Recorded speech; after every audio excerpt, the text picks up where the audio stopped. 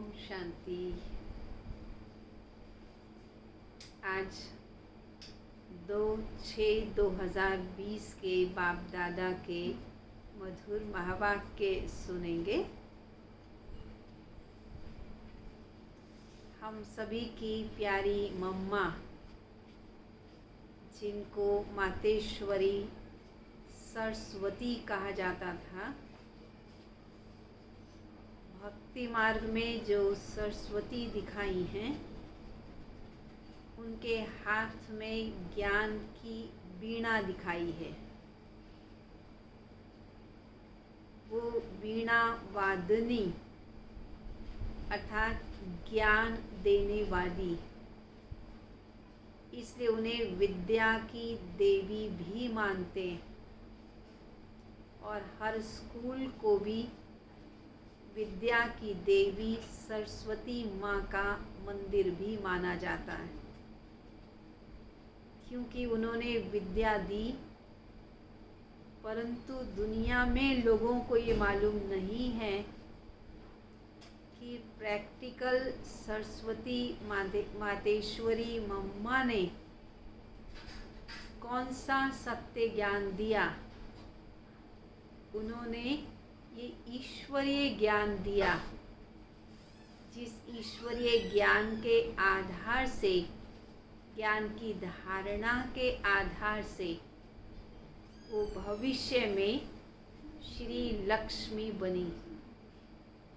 तो ऐसी सरस्वती माँ जो वर्तमान में है, वर्तमान में सरस्वती का रोल अदा करती हैं, ज्ञान सुनाकर हर एक के बुद्धि के कपाट को खोल देती हैं। इस प्रकार से मम्मा में समझाने की कला थी कि बड़े बड़े वैज्ञानिक भी इस ज्ञान को सहज स्वीकार करते थे, सहज समझ लेते थे, और कितने वैज्ञानिक बाबा के बच्चे बन गए। ये थी सरस्वती माँ की कमाल।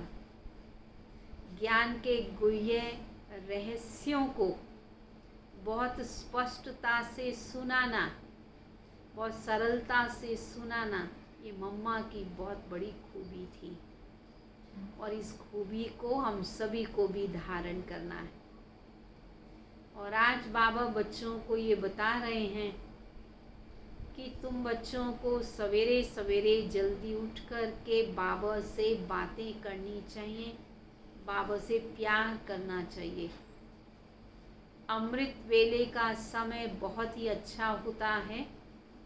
उस समय वातावरण एकदम शुद्ध होता है और उस समय बड़े प्यार से, भोले रूप से बाबा से बात करें कि बाबा आप हमारे बाबा भी हो, आप हमारे टीचर भी हो, आप हमारे सतगुरु भी हो, आप हमें क्या से क्या बना देते हो।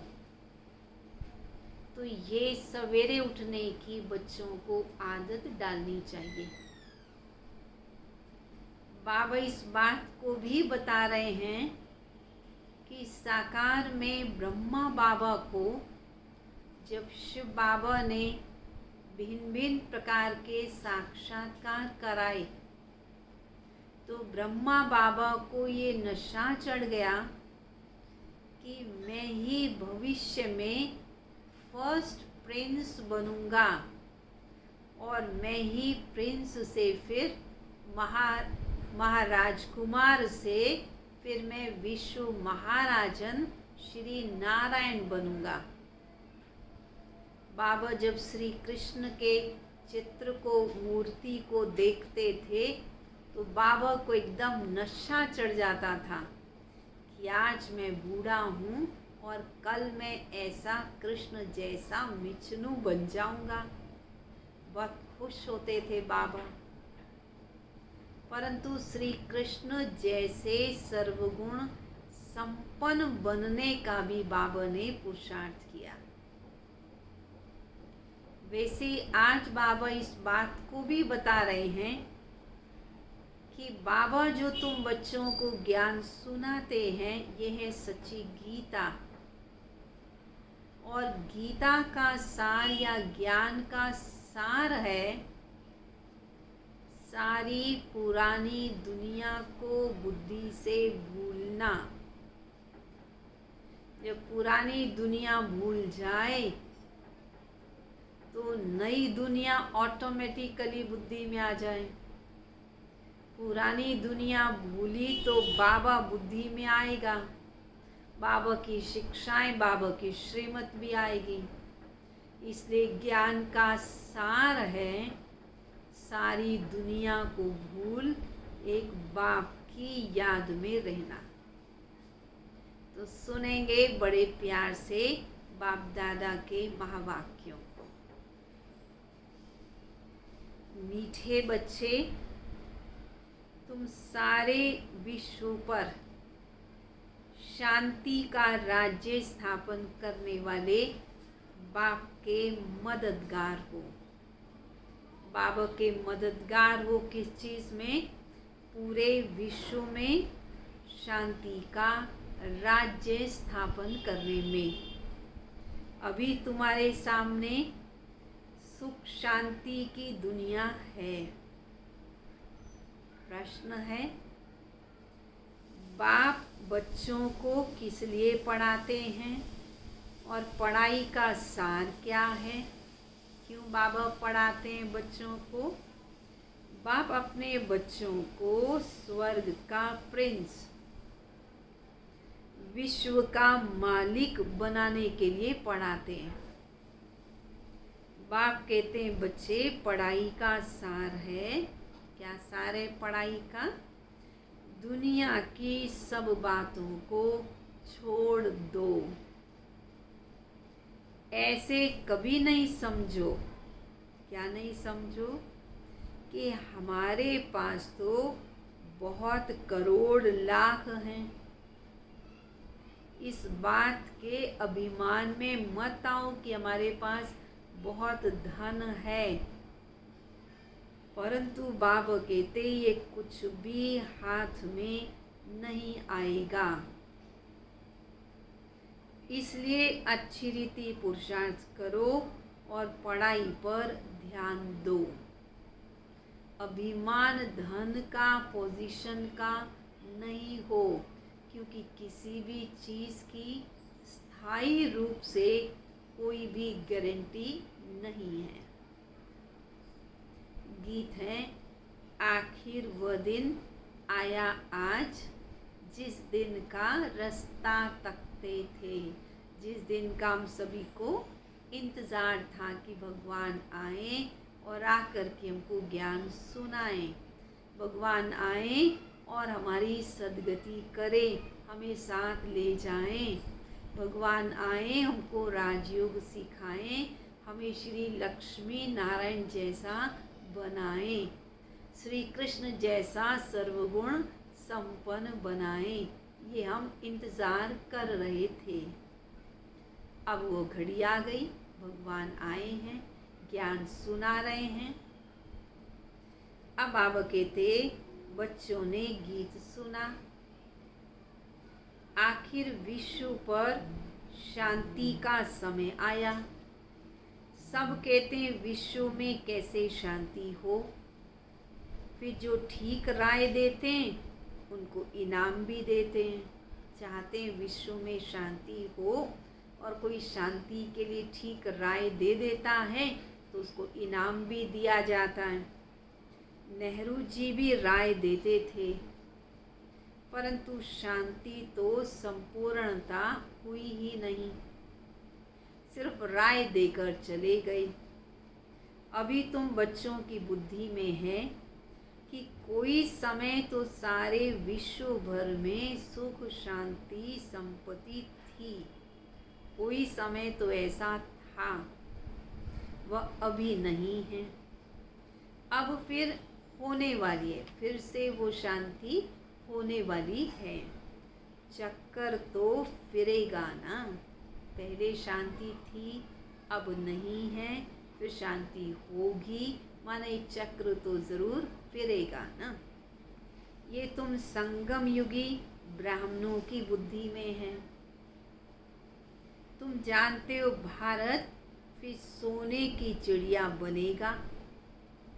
भले महिमा तो करते हैं कि भारत सोने की चिड़िया था, परंतु केवल कहने मात्र के थे।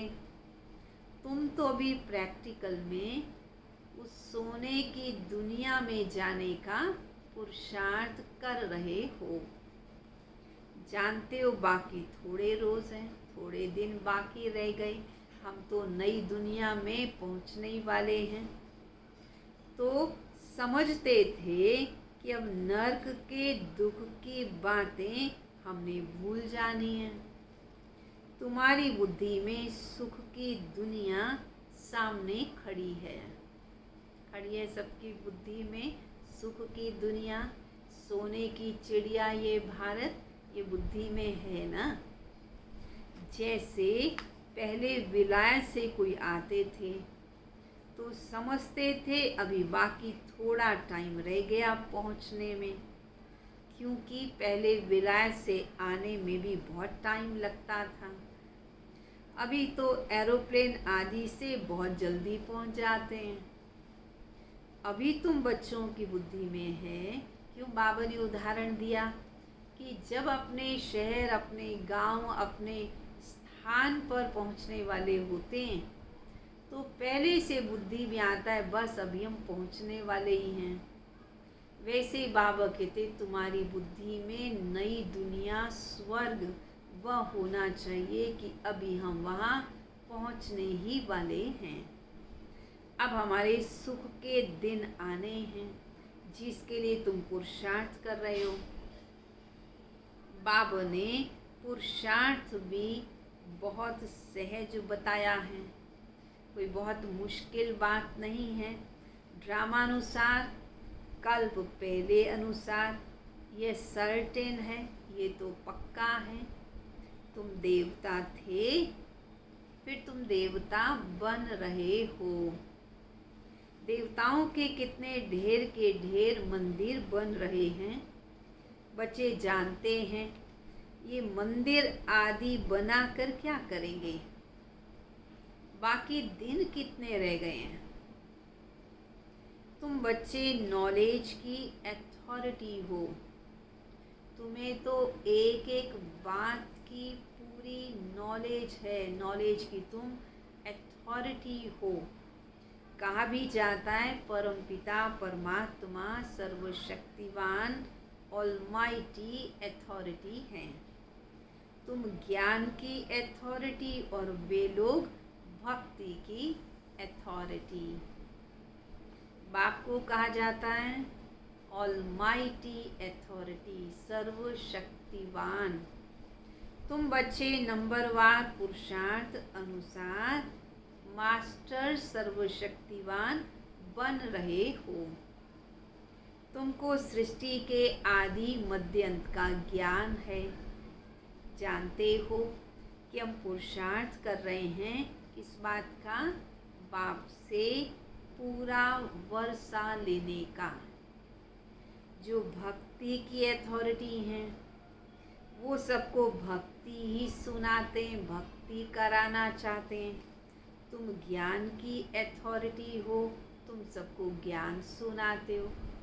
जिसके पास जो चीज़ होती है दूसरे को भी वही देता है। सतयुग में भक्ति होती नहीं। बाबा कहते तुम प्यार के सागर के बच्चे हो तो प्यार की भरपूर गंगा बन जाओ। तुम्हारे पास प्यार है तो तुम सबको प्यार बांटो। तो जो तुम्हारे पास है वो सबको तुम देते चलो। सतयुग में एक भी पुजारी नहीं होता, सब पूज्य ही पूज्य होते हैं। आधा कल्प है पूज्य और आधा कल्प है पुजारी। भारतवासियों के लिए है कि पूज्य थे तो स्वर्ग था, अभी भारत पुजारी है तो नरक है। तुम बच्चे प्रैक्टिकल लाइफ बना रहे हो, ज्ञान समझते हो, प्रैक्टिकल में ज्ञान के आधार से धारणा कर रहे हो। वैसा तुम श्रेष्ठ जीवन बना रहे हो। नंबरवार पुरुषार्थ अनुसार सबको समझाते रहते हो और वृद्धि को भी पाते रहते हो। ड्रामा में पहले से ही नोंद है, ब्राह्मणों की भी वृद्धि होनी ही है। ड्रामा तुमको पुरुषार्थ कराता रहता है और तुम करते रहते हो। ड्रामा में जो पार्ट फिक्स है उस अनुसार भी संकल्प चलते हैं, उस अनुसार भी पुरुषार्थ ऑटोमेटिकली चलता ही है। जानते हो ड्रामा में हमारा अविनाशी पार्ट है। दुनिया इन बातों को क्या जाने, हमारा ही ड्रामा में पार्ट है। जो कहेगा वही समझेगा ना कि कैसे हमारा इस ड्रामा में पार्ट है। ये सृष्टि चक्र फिरता ही रहता है। ये वर्ल्ड की हिस्ट्री ज्योग्राफी तुम्हारे सिवाय और किसी को मालूम ही नहीं है। ऊंच से ऊंच कौन है दुनिया में कोई जानते ही नहीं, किसी को मालूम नहीं सबसे पहले किसका पार्ट है, सबसे ऊंच से ऊंच कौन है, वो कब आए, कुछ भी मनुष्य आत्माएं नहीं जानती। ऋषि मुनि आदि भी कहते थे हम नहीं जानते। अभी तुम बच्चे तो जानते हो कि वह रचिता हमारा बाप है और हमको पढ़ा रहे हैं। ये भी बाबा ने बार बार समझाया कि यहाँ जब बैठते हो तो क्या करो, जब यहाँ आकर बैठते हो तो देही अभिमानी होकर बैठो। एक बाप ही राजयोग सिखाते हैं और वर्ल्ड की हिस्ट्री ज्योग्राफी समझाते हैं। तो बाप कहते मैं कोई थॉट रीडर नहीं हूँ, इतनी बड़ी दुनिया है, इनको क्या बैठ रीड करेंगे, इतने लोग हैं, क्या क्या सोच रहे हैं, मैं सबको बैठ कर के सोचूं कि क्या सोच रहे हैं। बाबा कहते मुझे ज़रूरत ही नहीं है। बाप तो खुद कहते मैं ड्रामा की नोंद अनुसार आता हूँ तुम्हें पावन बनाने। मेरा कार्य, मेरी ड्यूटी तुम्हें पावन बनाने की है। ड्रामा में मेरा पार्ट है, वही बजाने आता हूँ। बाकी मैं कोई थॉट रीडर नहीं हूँ। बतलाता हूँ मेरा क्या पार्ट है और तुम क्या पार्ट बजा रहे हो। बाबा कहते मैं बताता हूँ मेरा क्या पार्ट और तुम्हारा क्या पार्ट है। तुम ये नॉलेज सीख कर दूसरों को सिखला रहे हो। मेरा पार्ट ही है, कौन सा पार्ट, कौन सा धंधा है मुख्य, पतितों को पावन बनाना। ये भी तुम बच्चे जानते हो। तुम तिथि तारीख आदि सब सुनाते हो। दुनिया में कोई जानते नहीं। तुम बताते हो शिव बाबा कब इस सृष्टि पर आते हैं, शिव जयंती जो मनाते हैं, पर शिव बाबा कब आकर के पतितों को पावन बनाते हैं, वो सारा राज तुम बच्चे ही जानते हो और तुम ही औरों को बतलाते हो। तुमको बाप सिखला रहे हैं। फिर जब ये चक्कर पूरा करेंगे तब फिर बाबा आएंगे। उस समय तो जो सीन चली वह फिर कल के बाद चलेगी। एक सेकंड न मिले दूसरे सेकंड से। हमें क्या करना है, बाबा ने राज बता दिया कि यह सृष्टि रूपी घड़ी चलती रहती है, एक सेकंड दूसरे सेकंड से मिल नहीं सकता। तो हम किसी भी बात की चिंता क्यों करें। किसी व्यक्ति ने हमें कुछ कहा, हमें अच्छा नहीं लगा, हम उसी का ही चिंतन करने में 2-4 दिन लगा दें। बाबा कहते दूसरा सेकंड वैसा आना ही नहीं है। तुम 2-4 दिन ऐसे लगा के अपने टाइम को क्यों वेस्ट करते हो। टाइम चला गया, बीत गया, बस आगे बढ़ो। बात चली गई, बस खत्म हो गई। यूँ कहते हैं रात गई बात गई। बाबा तो कहते 1 सेकंड गया और बात गई, फुल स्टॉप, और आगे बढ़ो। ये नाटक फिरता रहता है। तुम बच्चों को बेहद के नाटक का पता है, फिर भी तुम घड़ी घड़ी भूल जाते हो। पता सब कुछ है, फिर भी तुम भूल जाते हो। बाबा कहते तुम सिर्फ बाबा को याद करो। हमारा बाबा बाबा भी है, बाबा हमारा टीचर भी है, और बाबा हमारा सतगुरु भी है। तुम्हारी बुद्धि उस तरफ चली जानी चाहिए। आत्मा खुश होती है बाप की महिमा सुनकर। सब कहते हमारा बाबा बाबा टीचर सतगुरु है।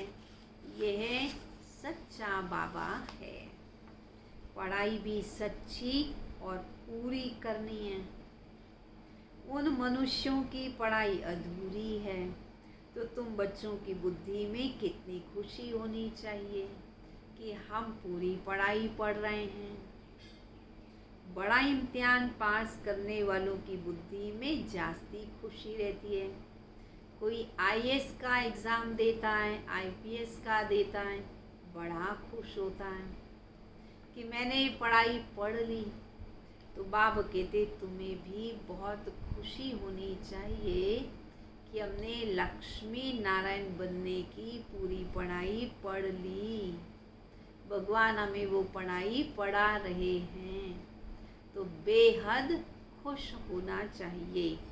तुम कितना ऊंच पढ़ते हो, तो कितनी कपारी खुशी होनी चाहिए। भगवान बाबा बेहद का बाप हमको पढ़ा रहे हैं। तुम्हारे रोमांच खड़े हो जाने चाहिए। इतना खुश हो, इतना गदगद हो जाएं कि रोमांच खड़े हो जाएं। वही एपिसोड रिपीट हो रहा है, वही सीरियल फिर से चल रहा है, सिवाय तुम्हारे किसी को पता ही नहीं। कल की आयु इतनी बड़ी कर दी जो पता ही नहीं लग पाता। तुम्हारी बुद्धि अब 5000 वर्ष की सारी स्टोरी याद करती है, जिसको ही स्वदर्शन चक्र कहते हैं। स्वदर्शन चक्र है 5000 वर्षों का चक्र, 4 युगों का चक्र। बच्चे कहते हैं बाबा तूफान बहुत आते हैं, बहुत सारे संकल्प विकल्प आते हैं, बुद्धि को विचलित करते हैं। फिर कहते बाबा हम आपको भूल जाते हैं जब तूफान आते हैं। तो बाबा कहते अरे तुम किसको भूल जाते हो? बाप जो तुमको डबल सिताज विश्व का मालिक बनाते हैं, उनको तुम कैसे भूल जाते हो? दूसरे किसी को तो नहीं भूलते हो, अपनी स्त्री को, बाल बच्चों को, चाचा मामा मित्र संबंधी, उनको तो नहीं भूलते हो, मुझे ही भूल जाते हो। बाकी इस बात को क्यों भूलते हो? तुम्हारी युद्ध याद में ही है। जितना हो सके बाबा को याद करना है। बच्चों को अपनी उन्नति के लिए सवेरे सवेरे उठ बाप की याद में सैर करनी है। अगर एक जगह बैठकर नींद आती है, आलस्य आता है, तो बाबा कहते सैर करते हुए मुझे याद करो। ज़रूरी नहीं कि एक कमरे में बैठकर याद करो। यदि आपके पास छत है तो छत पर टहलते हुए बाबा को याद करो। तुम छतों पर या बाहर ठंडी हवा में चले जाओ, यहाँ ही आकर बैठना कोई ज़रूरी नहीं है, बाहर भी जा सकते हो। सवेरे के टाइम कोई डर की बात भी नहीं रहती। बाहर में जाकर पैदल करो, बाबा से बातें करो। देखो कौन बाबा को ज़्यादा याद करता है, फिर बताना चाहिए कितना समय हमने याद किया। बाकी समय हमारी बुद्धि कहाँ कहाँ गई, कितना टाइम बाबा को याद किया और शेष टाइम फिर बुद्धि कहाँ गई। इसको कहा जाता एक दूसरे की उन्नति करना। नोट करो कितना समय बाबा को याद किया। बाबा की जो प्रैक्टिस है बाबा वो बतलाते हैं। याद में तुम 1 घंटा पैदल करो तो भी टांगें थकेंगी नहीं। याद में तुम्हारे कितने पाप कट जाएंगे। चक्कर को तो तुम जानते ही हो। रात दिन तुमको अब यही बुद्धि में है कि हम अभी घर जाते हैं। पुरुषार्थ करते हो। कलयुगी मनुष्यों को तो जरा भी ज्ञान का पता ही नहीं। मुक्ति के लिए भक्ति करते हैं, अनेक मतें हैं। तुम ब्राह्मणों की है एक मत। जो ब्राह्मण बनते उनको मिलती है श्रीमत। तुम श्रीमत से देवता बनते हो। देवताओं की कोई श्रीमत नहीं है। श्रीमत तो है एक शिव बाबा की। श्रीमत अभी ही तुम ब्राह्मणों को शिव बाबा की मिलती है। भगवान है ही निराकार जो तुमको राजयोग सिखलाते हैं, जिसे तुम अपना राज्य भाग्य ले कितना ऊंच विश्व का मालिक बनते हो। भक्ति मार्ग के वेद शास्त्र आदि कितने ढेर के ढेर हैं, परंतु काम की तो सिर्फ ये गीता ही है। भगवान आकर राजयोग सिखाते हैं, जिस राजयोग को ही गीता कहा जाता है। अभी तुम बाप से पढ़ते हो, जिसे स्वर्ग का राज्य पाते हो। जिसने पढ़ा उसने राज्य पाया। जो पढ़ाई नहीं पढ़ेंगे वो राज्य भी नहीं पाएंगे। ड्रामा में पार्ट है। ज्ञान सुनाने वाला ज्ञान का सागर तो एक ही बाप है। वह ड्रामा प्लान अनुसार कलयुग के अंत सतयुग के आदि के संगम पर ही आते हैं। अच्छा, कोई बात ना समझ में आती हो, किसी बात में मूंझते हो तो बाबा से पूछो। बाप इसमें आकर पढ़ाते, ब्रह्मा में आकर पढ़ाते, और कोई तो पढ़ा ना सके तो तुम बाबा से पूछ तो सकते हो ना। ये दादा भी पहले किसी से पढ़ा हुआ होता तो उनसे और भी तो कुछ शिष्य पढ़ते, और भी तो कोई स्टूडेंट्स होते। बाप तो कहते इन गुरुओं आदि सब का मैं आकर उद्धार करता हूँ। अभी तुम बच्चों की एम ऑब्जेक्ट सामने खड़ी है। हम यह बनते हैं, क्या बनते हैं हम श्री कृष्ण जैसे बनते हैं। हम नर से नारायण बनने की सच्ची सच्ची सत्य कथा सुनते हैं। इसका ही फिर भक्ति मार्ग में यादगार चलता है। भक्ति मार्ग में इन देवताओं के मंदिर बनाते हैं, उनकी पूजा होती है। भक्ति मार्ग की रस्म रिवाज भी अपनी अपनी है। अभी रावण राज्य पूरा होना है। तुम तो समझाओगे कि ये क्या करते हो। ये तो जो पूजा आदि करते हो या रावण को जलाते हो या देवियों की पूजा करके श्रृंगार करके भोजन आदि खिला के फिर उसके बाद डुबो देते हो।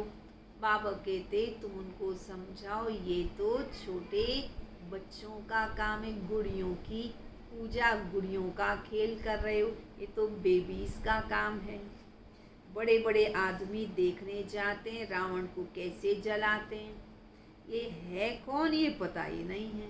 किस लिए रावण के 10 शीश दिखाते हैं ये भी किसी को पता नहीं। बस खुशी से दशहरा आदि मनाते रहते हैं। अभी तुम बच्चे समझते हो कि हम भी पहले कितने बेसमझ थे, क्या क्या करते थे। रावण बेसमझ बना देते हैं। अभी तुम कहते हो बाबा हम ये लक्ष्मी नारायण जरूर बनेंगे, हम कोई कम पुरुषार्थ थोड़ी करेंगे। ये एक ही स्कूल है, पढ़ाई बहुत सहज है, इतनी सहज कि बूढ़ी बूढ़ी माताएं भी इस पढ़ाई को समझ सकती हैं। बूढ़ी बूढ़ी माताएं यदि और कुछ याद नहीं कर सकती तो बाबा को तो याद कर ही सकती हैं। शिव बाबा तो कह ही सकती हैं। मुख से हे राम तो पहले भी कहते थे। बाबा ये बहुत सहज बातें बताते हैं। बाबा कहते तुम जो कर सकते हो, जितना कर सकते हो, बस प्यार से करते रहो। तुम आत्मा हो, परमात्मा बाप को याद करो तो तुम्हारा बेड़ा पार हो जाएगा। कहाँ चले जाएंगे जब बेड़ा पार हो जाएगा? तो शांति धाम, सुख धाम चले जाएंगे और सब कुछ भूल जाओ। जो कुछ सुना पढ़ा सब कुछ भूल, अपने को आत्मा समझ बाप को याद करो। बाप से वर्षा जरूर लेना है। बाप की याद से ही पाप कट जाते हैं। कितना सहज है याद करना, कितना सहज है। पापों का बोझा, पापों की मैल कितनी कड़ी है और याद करना कितना सहज है। तो याद करें तो मैल समाप्त हो जाए। कहते भी हैं भ्रिकुटी के बीच चमकता है अजब सितारा, तो जरूर इतनी छोटी सी आत्मा है। डॉक्टर लोग बहुत कोशिश करते हैं आत्मा को देखने की, परंतु आत्मा तो बहुत सूक्ष्म है जो इन आँखों से देखी नहीं जा सकती। अनुभव कर सकते हैं या दिव्य दृष्टि से देख सकते हैं। बाप भी ऐसी बिंदी है, जैसे आत्मा बिंदी वैसे बाबा भी बिंदी है। कहते हैं जैसे तुम साधारण हो, हम भी साधारण बन तुमको पढ़ाता हूँ। किसी को क्या पता कि इनको भगवान कैसे पढ़ाते होंगे। वो साधारण भाई बहनों को देखकर लोग सोच ही नहीं सकते कि ये कोई भगवान की पढ़ाई पढ़ते होंगे। यदि श्री कृष्ण पढ़ाते तो सारे अमेरिका, जापान आदि में सब तरफ से लोग आ जाते, क्योंकि श्री कृष्ण में तो बहुत कशिश है, साकार में दिखाई देते। श्री कृष्ण के साथ प्यार तो सबका है। अभी तो तुम बच्चे जानते हो, क्या जानते हो? हम सो श्री कृष्ण बन रहे हैं। हमें श्री कृष्ण पढ़ा नहीं रहे, पढ़ाने वाला सर्वशक्तिवान शिव बाबा है। पढ़कर हम सो श्री कृष्ण जैसा बनेंगे। श्री कृष्ण है प्रिंस। कृष्ण को गोद में लेना चाहते हैं तो पुरुषार्थ तो करना पड़े। हाँ, कोई बड़ी बात भी नहीं है, कोई मुश्किल बात भी नहीं है। बाप अपने बच्चों को स्वर्ग का प्रिंस, विश्व का मालिक बनाने के लिए ही तो पढ़ाते हैं ना। बाप कहते बच्चे पढ़ाई का सार है। क्या है पढ़ाई का सार? पढ़ाई का सार है दुनिया की सब बातों को छोड़ दो। ऐसे कभी मत समझो कि हमारे पास लाख करोड़ रुपया है। अरे ये तो कुछ भी हाथ में नहीं आएगा, ये कुछ रहने वाला नहीं है। इसलिए अच्छी रीति याद का पुरुषार्थ कर लो। बाप के पास आते हैं तो बाबा उलहना देते हैं। बाबा कहते अरे तुम 8 मास से 1 साल से आते हो ज्ञान सुनने, और बाप जिसे स्वर्ग की बादशाही मिलती है उनसे इतना समय तुम मिले ही नहीं। 8 महीने से 1 साल से ज्ञान सुन रहे हो और मधुबन में अभी तक आए ही नहीं हो। कहते बाबा फलाना काम था। अरे बाबा कहते अगर इस बीच में शरीर छूट जाता फिर क्या? ऐसे बहाने थोड़ी चल सकते हैं। बाप तो राजयोग सिखा रहे हैं और तुम सीखते नहीं हो। जिसने बहुत भक्ति की होगी उनको 7 रोज तो क्या 1 सेकंड में ही ज्ञान का तीर लग जाएगा। सेकंड में विश्व का मालिक बन सकते हैं। ऐसा नहीं है कि 7 दिन का कोर्स करेंगे तो ही ज्ञान समझ में आएगा। जो कल्प पहले बाबा के बच्चे बने हैं उन्हें तो ज्ञान सुनते ही नशा चढ़ जाता है, निश्चय पक्का हो जाता है, जैसे कि तीर लग जाता है। ये ब्रह्मा बाबा खुद अनुभवी बैठा है। विनाश देखा, चतुर्भुज रूप देखा, बस समझने लगा ओहो हम तो विश्व के मालिक बनते हैं। साक्षात्कार हुआ, उमंग आया और सब कुछ छोड़ दिया। यहाँ तुम बच्चों को मालूम पड़ा कि बाप आए हैं विश्व की बादशाही देने, तो क्या तुमको भी ब्रह्मा बाबा जैसा नशा चढ़ा? बाबा पूछते हैं क्या तुम्हें भी निश्चय हुआ? तो कई कहते हैं हाँ बाबा 8 महीने लग गए। बाबा ने समझाया मूल बात है याद और ज्ञान की, बाकी तो दीदार आदि की बात नहीं है। बाप को पहचान लिया और पढ़ना शुरू करो तो तुम भी ऐसे श्री कृष्ण बन जाओगे। पॉइंट्स तो मिलती हैं, तुम किसी को भी समझा भी सकते हो। बहुत मिठास से समझाओ। शिव बाबा जो पतित पावन है वो कहते हैं मुझे याद करो तो तुम पावन बन पावन दुनिया के मालिक बन जाओगे। युक्ति से समझाना है। तुम चाहते हो ना गॉड फादर लिबरेट कर स्वीट होम वापिस ले जाएं, ये चाहते हो ना? अच्छा, अब तुम्हारे ऊपर जो कट चढ़ी हुई है, जो जंग लगी हुई है आत्मा पर, उसके लिए बाप कहते मुझे याद करो। जब तुम खुद ही कहते हो बाबा में लिबरेट कर वापिस ले चलो, तो उसका उपाय उसकी युक्ति ही है कि बाबा को याद करें, पावन बने तो बाबा के साथ वापिस घर चले। तो युक्ति को अपनाना तो पड़े, अर्थात बाबा को बड़े प्यार से याद करना पड़े।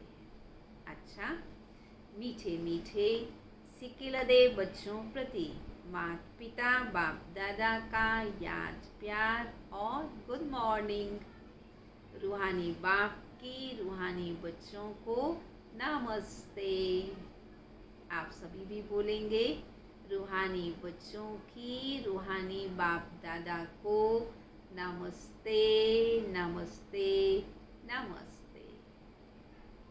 धारणा के लिए मुख्य सार। सवेरे सवेरे उठ पैदल करते बाप को याद करो। आपस में यही मीठी मीठी रूह रूहान करो कि देखें कौन कितना समय बाबा को याद करता है। फिर अपना अनुभव भी एक दूसरे को सुनाओ।